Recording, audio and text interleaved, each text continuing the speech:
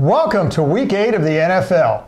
On our daily fantasy show, we're going to give you lineups for your head-to-head play on DraftKings and FanDuel. We'll give you the best stacking options for your tournament pool play, and we will give you the final results of our DFS-based survivor pool. All that coming up next.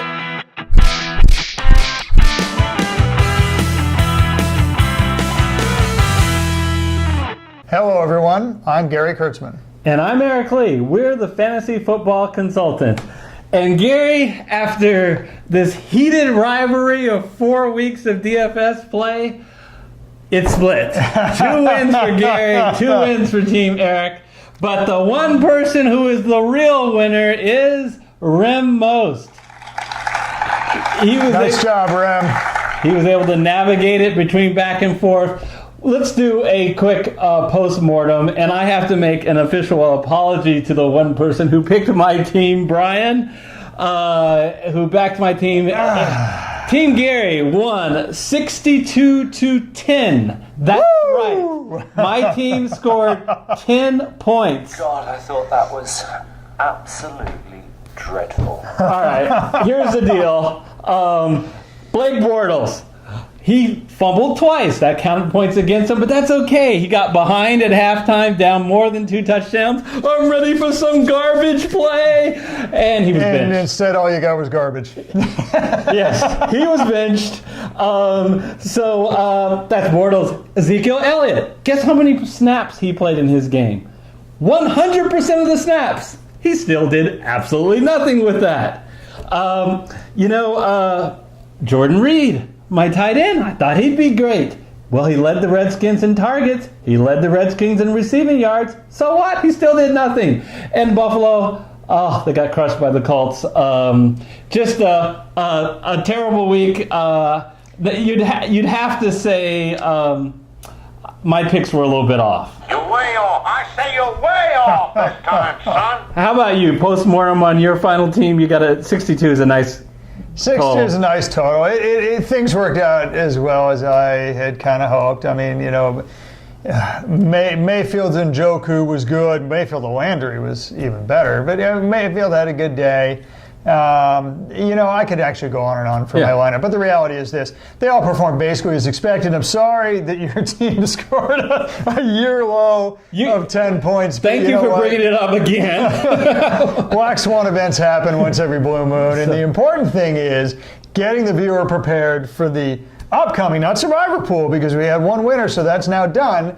But for all the upcoming DFS games that we have. Yeah, and as far as Rim Most is concerned, congratulations on winning. Rim, go ahead and email us your information. We're going to ask you to do a couple of things to authenticate yourself to make sure you are the correct Rim Most. But go ahead and go to our fantasyfootballconsultants.net website and to the Contact Us page and send us an email.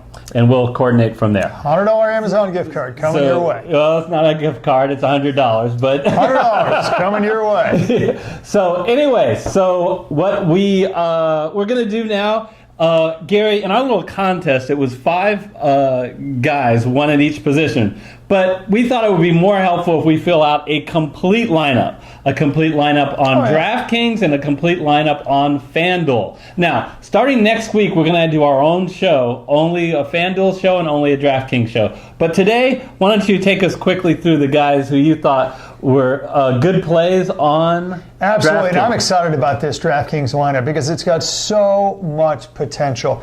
So, C.J. Beathard, I continue to be surprised by how cheap C.J. Beathard is. He's facing Arizona, which has a below-average pass defense, with or without Patrick Peterson, who certainly is demanding a trade.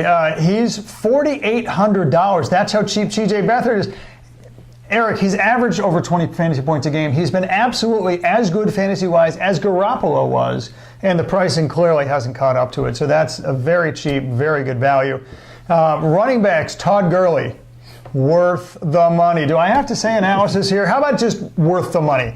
$9,800, and he's running away with the NFL MVP at this point. Nick Chubb, talk about DraftKings not picking up yet on the accurate pricing. Nick Chubb is solidly an RB2. The guy is virtually an every down back for Cleveland. He gets 20 touches a game. He's priced at $3,600.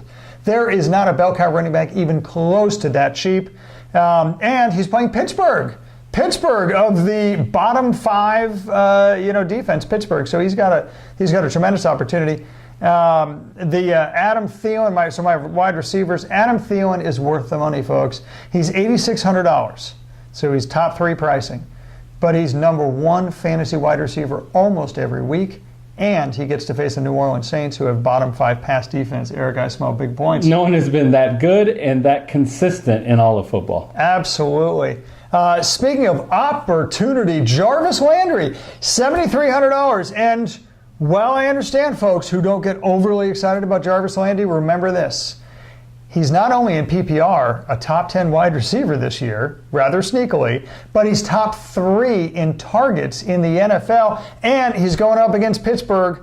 Did I mention that they were the bottom quartile on defense? That's even more true with the pass defense. Jarvis Landry is a great opportunity. 15 targets last week. No other receiver on Cleveland had more than 6.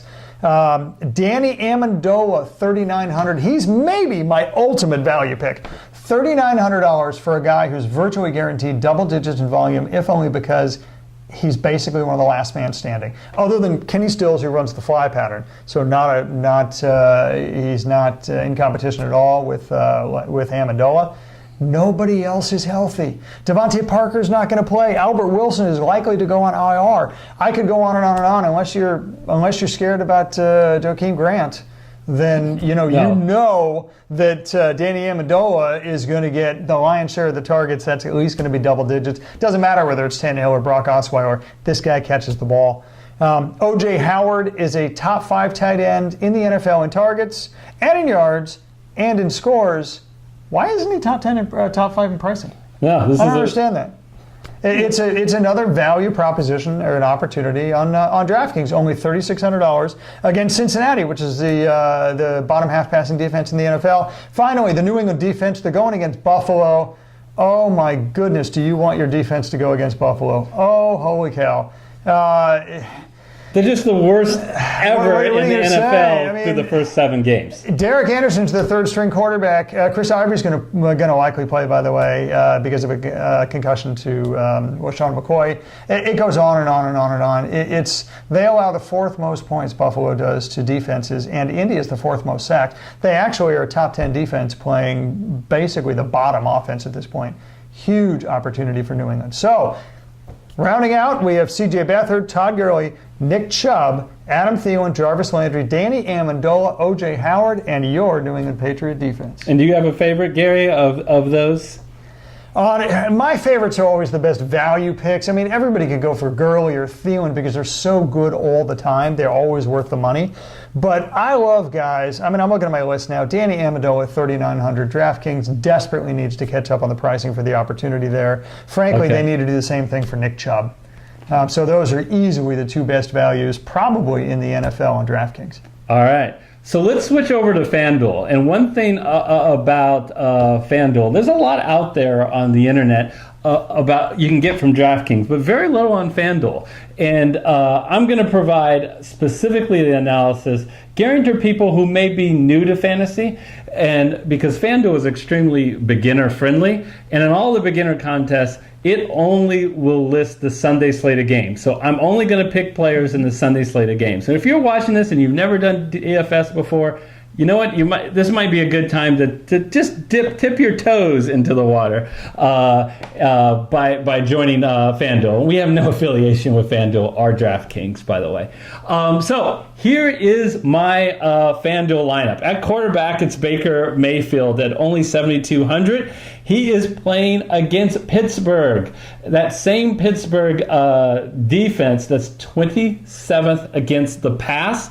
I really think this is going to be a shootout. Pittsburgh will put points on the board playing at home, and Cleveland's going to be in a situation they're going to have to keep up. Really like the Baker Mayfield, and I like the fact when Mayfield gets in trouble, he will run the ball, so he'll get you some points via his legs. Let's move on to my running backs.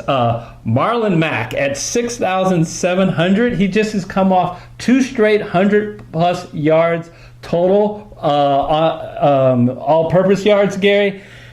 And those are his first 2 coming back from injury, and he draws the Oakland Raiders, that same Raiders that are 27th against the rush. So look for a big game from Marlon Mack in that one. Also, in that same game, just on the other side of the ball, is Jalen Richard. He's going to be a big-time beneficiary of the Marshawn Lynch injury. With Marshawn out, Richard was already a huge in the Oakland Raiders passing attack, which is important because the Raiders, as a bad team, consistently get behind. But with Lynch out, he's going to get more carries. I know that Doug Martin will get some, but Richard will definitely pick up some carries. And at 5,700, it's a bargain. Because I went kind of cheap on my running backs, I can spend a little with the wide receivers, and I'm going to start my shopping in the A.J. Green aisle. A.J. Green is the lowest number of targets in any game all year by A.J. Green is just 8 targets. And he's come on big time lately. And who does he draw?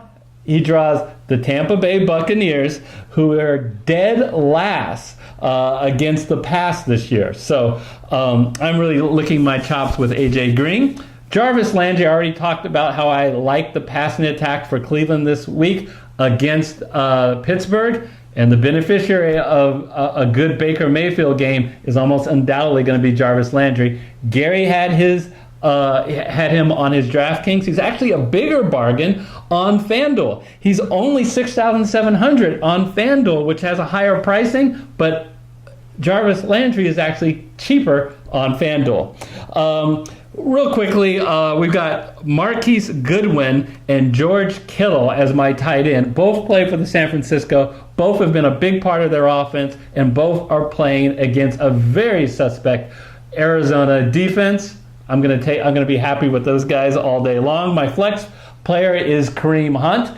Kareem Hunt is clearly the guy in Kansas City. He gets involved. He's the bell cow. He gets involved in the passing attack. The only problem is he hasn't had many rushing TDs, and that is only because Pat Mahomes keeps throwing for touchdowns. Eventually, that is going to reverse more to what we would expect, and that Kansas City should get some more rushing touchdowns instead of all passing. And finally, my defense is the Indianapolis Colts. We would not have thought, Gary, at the beginning of the year that I would say that the Indianapolis Colts is one of the best defenses, but they're 4th in the league in sacks, and they draw an Oakland Raider team, which again is not very good, has gotten behind in many games, and get the Colts ahead.